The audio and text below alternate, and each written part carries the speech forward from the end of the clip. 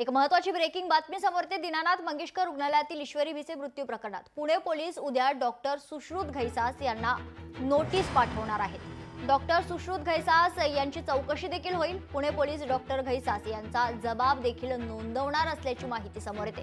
तो उपचारादरम्यान हलगर्जीपणा केल्याप्रकरणी घैसास यांच्यावर गुन्हा दाखल करण्यात आला आहे। या संदर्भात अधिक माहिती जाणून घेऊयात। आमचे प्रतिनिधी अमोल धर्माधिकारी आपल्या सोबत जोडले गेलेले आहेत। अमोल, काय अधिकची माहिती? आता उद्या खरं तर डॉक्टर सुश्रुत घैसास यांची चौकशी देखील होणार आहे।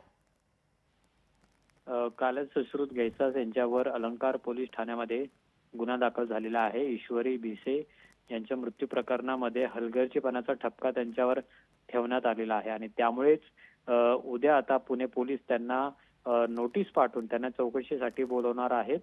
जो गुन्हा त्यांच्यावर दाखल करण्यात आलेला आहे त्या संदर्भातली चौकशी त्यांची केली जाईल आणि अटकेची कारवाई सुद्धा केली जाऊ शकते अशी माहिती पोलिसांकडून देण्यात आलेली आहे। आणि कुठेतरी आता डॉक्टर घैसास यांच्या अडचणी आहेत ती वाढण्याची सुद्धा शक्यता आहे।